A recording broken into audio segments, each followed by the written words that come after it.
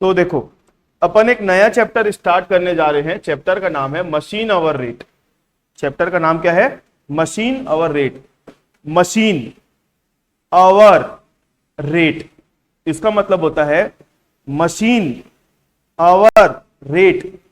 इसका मतलब होता है मशीन आवर रेट। क्लास अटका नहीं है है ना? ऑनलाइन वाले लोग को लग रहा होगा क्लास अटक गई है। मैं ये वर्ड के मतलब को समझ सोचने के, चबाओ इस वर्ड को। मशीन लिखा है कि मशीन्स लिखा है? मशीन मतलब एक मशीन। आवर लिखा है कि आवर्स लिखा है?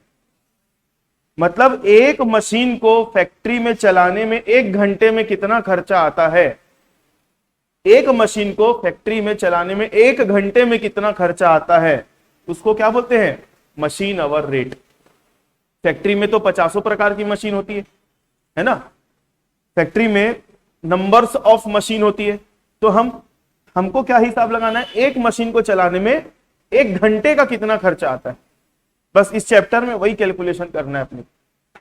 इस चैप्टर को पढ़ने के लिए आप लोगों का बेसिक मैथ्स, बेसिक मैथ्स मतलब समझते हो ना? डिवाइड, मल्टीप्लाई, परसेंट, है ना, और प्लस माइनस, ये आपका क्या होना चाहिए? स्ट्रांग होना चाहिए, है ना। दूसरी चीज, आप लोगों को यूनिटरी मेथड जो होता है ना, कैसे किसको कितना प्रोपोर्शन में लेना है, ये थोड़ा बहुत आपके दिमाग में पहले से फिट होना चाहिए। तब आप लोग ये चैप्टर को इजीली बना सकते हो और समझ सकते हो। बाकी इस चैप्टर में कहीं कोई दम नहीं है। करें start. Cost incurred to operate one machine in 1 hour is called machine hour rate. एक मशीन को 1 घंटा चलाने में जो भी खर्चे आते हैं, एक मशीन को 1 घंटा चलाने में जो भी कॉस्ट इनकर होती है, उसको हम क्या बोलते हैं? Machine hour rate. Machine hour rate is treated as factory overhead. एक क्वेश्चन है, याद करो, मैं यूनिट कॉस्टिंग जब पढ़ा रहा था आप लोगों को, तो एक क्वेश्चन था, पूरा ग्रुप था 4-5 क्वेश्चन का, जिसमें मशीन आवर रेट आया था। मैं बोला था कि देखना 4 रुपए मशीन आवर रेट दिया है और टोटल मशीन कितने घंटे चली थी? 8000 घंटे चली थी। तो 4 इंटू 8000 किए थे तो कितना रुपए आप फैक्ट्री ओवरहेड मान लिए थे? 32,000 आपने फैक्ट्री ओवरहेड माना था। जिन लोगों ने यूनिट कॉस्टिंग चैप्टर पढ़ा है उन लोगों को ये चीज याद आ रही होगी। तो वो जो 4 रुपया था, 4 रुपया, वो क्या था? मशीन आवर रेट था। कि 1 घंटा चलाते हैं मशीन को, तो एक घंटा चलाते हैं तो एक मशीन को चलाने में कितना रुपए खर्चा आता है? 4 रुपए खर्चा आता है। तो क्वेश्चन में दिया हुआ था मशीन आवर रेट। क्लियर है? तो मशीन आवर रेट की कैलकुलेशन करने के लिए हमको इस फॉर्मेट की मदद लेनी पड़ेगी। मशीन आवर रेट की कैलकुलेशन करने के लिए हमको इस फॉर्मेट की मदद लेनी पड़ेगी। लेकिन इस फॉर्मेट में जाने के पहले थोड़ी सी एक चीज और सोच लो। मैंने अभी बताया मशीन आवर रेट क्या है? एक प्रकार का फैक्ट्री ओवरहेड है। तो बताओ, फैक्ट्री ओवरहेड बोल दिया तो इसमें सारी डायरेक्ट कॉस्ट जुड़ी हुई होगी कि इनडायरेक्ट कॉस्ट जुड़ी हुई होगी? जो डायरेक्ट बोल रहे गलत, क्योंकि जो डायरेक्ट वाला है वो कहां चले जाता है? प्राइम कॉस्ट में चले जाता है ना। जो डायरेक्ट वाला है वो कहां लेते हैं हम? प्राइम कॉस्ट में लेते हैं। तो जो इनडायरेक्ट वाला है वो सब मिलके क्या बन जाता है? ओवरहेड बनता है। और ओवरहेड में पहला ओवरहेड कौन सा होता है? फैक्ट्री ओवरहेड होता है। तो मशीन आवर रेट जो है एक प्रकार का क्या है? फैक्ट्री ओवरहेड है। मतलब इसमें इनडायरेक्ट कॉस्ट जुड़ी है, डायरेक्ट कॉस्ट नहीं आती है। क्लियर है मेरी बात?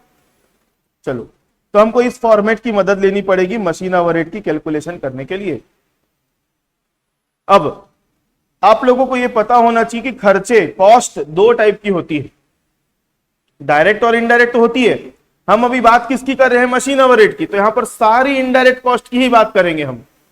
तो इनडायरेक्ट कॉस्ट 2 टाइप की होती है, एक होती है स्टैंडिंग चार्जेस और दूसरी होती है मशीन या फिर वेरिएबल चार्जेस।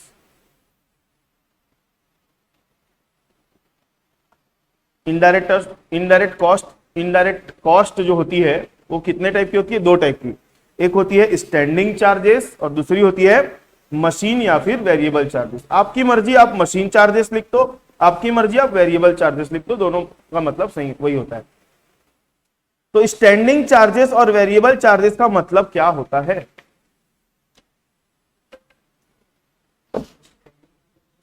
स्टैंडिंग चार्जेस और मशीन चार्जेस का मतलब क्या होता है? मशीन चले या मत चले वो खर्चा होके ही रहेगा।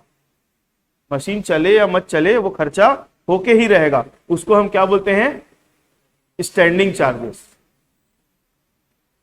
सही बात समझ में। जैसे फॉर एग्जांपल फैक्ट्री का किराया, मशीन कहाँ रहती है, फैक्ट्री में रहती है, तो फैक्ट्री का जो किराया है वो क्या होगा, स्टैंडिंग चार्जेस होगा, क्योंकि मशीन चलने और नहीं चलने से फैक्ट्री के किराए का क्या लेना देना है ना। और मशीन चार्जेस या वेरिएबल चार्जेस किसको बोलेंगे, मशीन चलेगी तभी वो खर्चा आएगा, मशीन नहीं चलेगी तो वो खर्चा नहीं आएगा। फॉर एग्जांपल पावर, बिजली जो मशीन को चलाती है, आई बात समझ में, मशीन चलेगी तभी तो खराब होगी, तभी तो रिपेयर कराना पड़ेगा, आ रही बात समझ में। तो मशीन आवर रेट निकालने के लिए खर्चों को दो कैटेगरी में डिवाइड कर दिया गया। पहला क्या बताया, स्टैंडिंग चार्जेस, और दूसरा मशीन या फिर वेरिएबल चार्जेस। तो देखो ए नंबर पर हमने किसको ले लिया, स्टैंडिंग चार्जेस, बी नंबर पर हमने किसको ले लिया, मशीन या वेरिएबल चार्जेस। ए का टोटल प्लस बी का टोटल दोनों को जोड़ दोगे तो आपको क्या मिल जाएगा, मशीन आवर रेट। ये दोनों को अभी है ना, आगे जो लिखा है उसको ध्यान मत दो, अभी मेन जो आप लोगों का है ना यहीं तक ही है।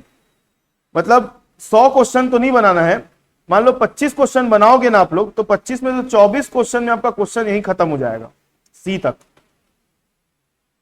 25 क्वेश्चन सॉल्व करोगे ना तो 25 में 24 क्वेश्चन आपके यहीं तक ही खत्म हो जाएंगे, सी तक। वो कुछ एक दो क्वेश्चन ऐसा आएंगे जो उसमें आपको डी और ई में जाना पड़ेगा, बाकी नॉर्मली सारे क्वेश्चन जो है सी तक खत्म हो जाएंगे। क्लियर है। तो अपने को ए नंबर पर क्या लेना है, स्टैंडिंग चार्जेस, और बी नंबर पर क्या लेना है, मशीन या फिर वेरिएबल चार्जेस। ए नंबर पर लेना है स्टैंडिंग चार्जेस और बी नंबर पर लेना है मशीन या वेरिएबल चार्जेस।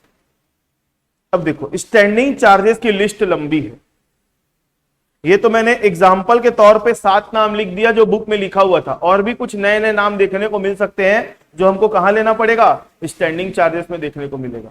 स्टैंडिंग चार्जेस की लिस्ट लंबी है, लेकिन वेरिएबल चार्जेस की लिस्ट सिर्फ 4 आइटम आते हैं उसमें। वेरिएबल चार्जेस में कितने आइटम आते हैं, 4। तो अगर आप ये 4 नाम याद कर लोगे कि वेरिएबल चार्जेस में ये सब आता है, तो क्वेश्चन में कोई भी नया नाम देखने को मिलेगा तो उसको कहां लोगे, स्टैंडिंग चार्जेस में। आई बात समझ में। 4 नाम याद कर लो वेरिएबल चार्जेस का, क्या क्या है, डेप्रिसिएशन, दूसरा रिपेयर एंड मेंटेनेंस, तीसरा पावर, और चौथा स्टीम एंड वाटर।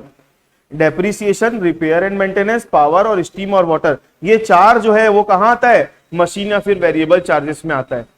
ठीक है। अब ये जो मशीन या वेरिएबल चार्जेस में 4 आ गए, तो उसके अलावा जो भी आपको नाम देखने को मिलेगा क्वेश्चन में, सबको कहां लोगे, स्टैंडिंग चार्जेस में। तो सबसे पहले स्टैंडिंग चार्जेस में क्या आता है, rent, rates and taxes, lighting and heating, supervision charges, supervisor को देते हैं ना पेमेंट, उसको बोलते हैं supervision charges, insurance of factory और machine, cotton waste, consumable store और ल्यूब्रिकेंट्स, लेबर वेलफेयर एक्सपेंसेस और other fixed charges.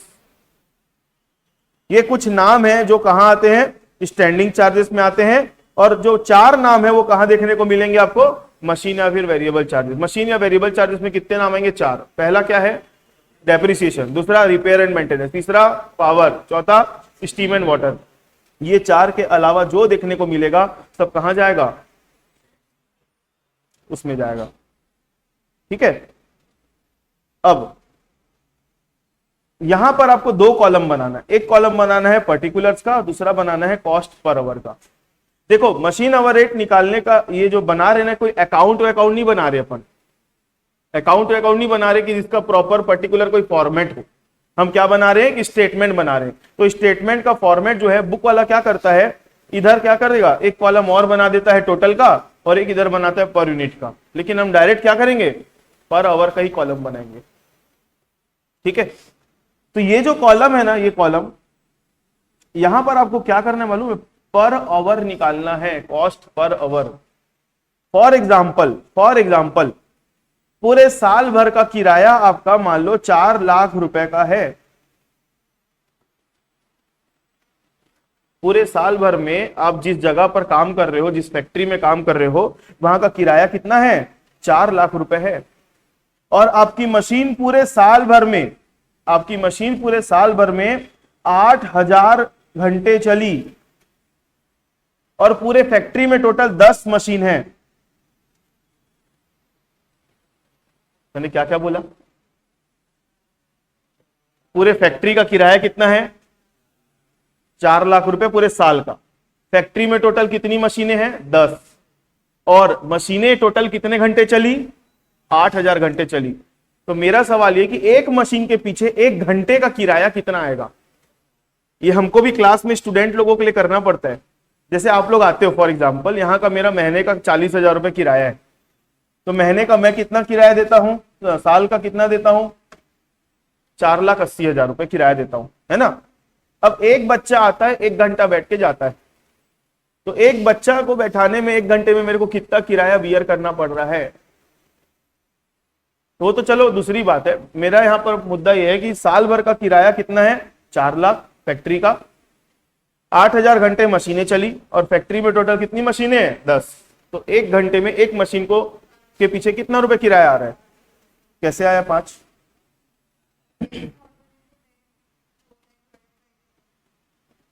4 lakh divide by 8000 कितना आएगा? 1 घंटे में एक मशीन के पीछे किराया कितना बैठ रहा है? 5 रुपए बैठ रहा है। अब एक मैं लाइन बोल रहा हूं, गोल्डन लाइन, उसको आप लोग टैटू वैटू बनवा लेना हाथ वाथ में। सुनो, जिस चीज को तोड़ना है उसको ऊपर रखेंगे, जिस चीज को तोड़ना है उसको ऊपर रखेंगे, मैथ्स का काम है। और जिस चीज से तोड़ना है, जिस चीज के लिए तोड़ना है उसको नीचे रखेंगे। हमको तोड़ना किसको था? रेंट को तोड़ना था, तो इसलिए रेंट को हमने ऊपर रखा। किसके लिए तोड़ना था? मशीनों के लिए तोड़ना था, मशीनों के घंटों के लिए तोड़ना था, इसलिए इसको हम क्या किए? नीचे रखे। अगर आप ये छोटी सी लाइन समझ गए मेरी, तो आपके लिए जो क्या बोलते हैं पूरा चैप्टर आप लोगों के लिए इजी हो जाएगा। जिस चीज को तोड़ना है उसको डिनोमिनेटर, सॉरी न्यूमरेटर, और जिस चीज के लिए तोड़ना है, जिस चीज से तोड़ना है उसको denominator.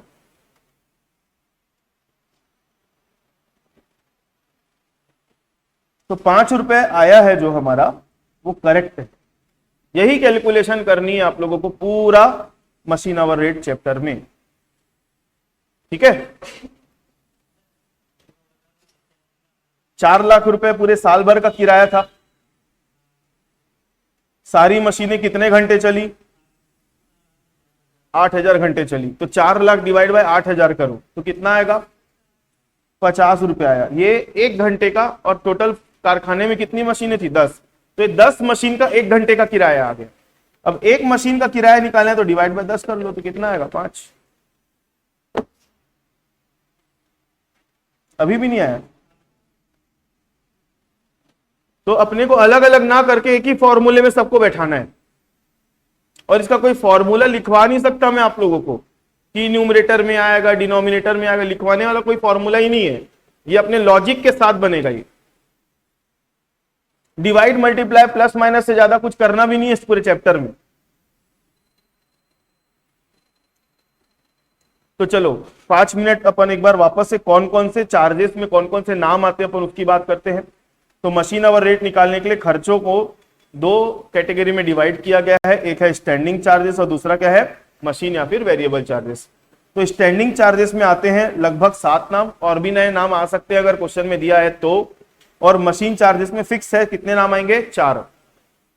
Depreciation, repair maintenance, power, steam and water, ये 4 आएगा मशीन चार्जेस में। इन चारों के अलावा जो भी दिखता है आपको क्वेश्चन में, सबको कहां लोगे? स्टैंडिंग चार्जेस में लोगे। इसका टोटल और इसका टोटल आप लगा दोगे तो आपको क्या मिल जाएगा? मशीन आवर रेट मिल जाएगा। सिंपल सी बात, क्लियर है। और मशीन आवर रेट हमारे लिए क्या होता है? एक प्रकार का फैक्ट्री ओवरहेड होता है। किसी किसी क्वेश्चन में आप लोगों को डायरेक्ट वेजेस देखने को मिलेगा। क्या देखने को मिलेगा? Direct wages. अब क्योंकि ये ओवरहेड है, तो ओवरहेड में डायरेक्ट वेजेस डालूंगा तो गलत हो जाएगा कि नहीं हो जाएगा? बताओ मेरे को। क्योंकि ओवरहेड तो क्या होता है? सारी इनडायरेक्ट कॉस्ट को लेके बनता है। डायरेक्ट वेजेस को अगर मैं यहां करीब बीच में फिट कर दूंगा स्टैंडिंग या फिर वेरिएबल वाले में, तो मशीन आवर रेट आएगा तो जरूर, लेकिन सही दिखेगा क्या? क्योंकि मैंने मशीन आवर रेट का मतलब क्या बताया आप लोगों को? ये प्रकार का क्या है? ओवरहेड है। इनडायरेक्ट चार्जेस इसमें आते हैं सारे। तो इसलिए मशीन आवर रेट निकालने के बाद कभी कभी किसी किसी क्वेश्चन में आपको डायरेक्ट वेजेस देखने को मिलेगा, कभी कभी किसी किसी क्वेश्चन में क्या देखने को मिलेगा, डायरेक्ट वेजेस। तो अगर क्वेश्चन में डायरेक्ट वेजेस दिया है तो मशीन आवर रेट निकालने के बाद उसको अलग से जोड़ना है, स्टैंडिंग और वेरिएबल में नहीं जोड़ना है, अलग से जोड़ना है, अलग से जोड़ देना। जोड़ देने के बाद जो अमाउंट आएगी उसको हम क्या बोलेंगे, कॉम्प्रिहेंसिव मशीन आवर रेट। उसको अपन क्या बोलेंगे, कॉम्प्रिहेंसिव मशीन आवर रेट। बस इससे ज्यादा और मेरे को कुछ समझाना नहीं है। अब मैं अपनी जितनी बातें बोलूंगा सब क्वेश्चन के ही माध्यम से समझाऊंगा आप लोगों को, है ना। अब छोटी सी चीज है, डेप्रीसिएशन। नॉर्मली डेप्रीसिएशन को कहां लेते हैं, स्टैंडिंग में कि वेरिएबल में, कहां थी उसकी जगह। ज्यादातर क्वेश्चन में आप लोगों को डेप्रीसिएशन यहीं पर ही दिखेगा, यहीं लेना पड़ेगा, है ना। लेकिन कभी कभी डेप्रीसिएशन को हम कहां लेते हैं, स्टैंडिंग में लेते हैं कभी कभी। तो ऐसी कौन सी सिचुएशन है जहां पर डेप्रीसिएशन आपको यहां लेना है, और ऐसी कौन सी सिचुएशन है जहां पर डेप्रीसिएशन आपको यहां लेना है, ये लिखा हुआ है। If depreciation is calculated on the basis of life of asset, अगर डेप्रीसिएशन कैलकुलेट करोगे कैसे, लाइफ ऑफ एसेट के बेस पर, तो उस केस में डेप्रीसिएशन को हम कहां लेंगे, मशीन या फिर वेरिएबल चार्ज। और नॉर्मली क्वेश्चन में यही करना रहेगा, हर क्वेश्चन में। कुछ क्वेश्चन ऐसे आएंगे जहां पर डेप्रीसिएशन की कैलकुलेशन होगी फिक्स्ड परसेंटेज, लिख देगा क्वेश्चन में डेप्रीसिएशन 10%, 5% ऐसा, तो उस केस में डेप्रीसिएशन को हम क्या मानेंगे, स्टैंडिंग चार्जेस। ये कुछ रेयर क्वेश्चन में देखने को मिलेगा, है ना, कुछ रेयर क्वेश्चन में आपको देखने को मिलेगा। तो ये मैंने अभी की क्लास में लिखवाया आपको। अब मैं नेक्स्ट क्लास में आप लोगों को इसका क्वेश्चंस करवाऊंगा, ठीक है।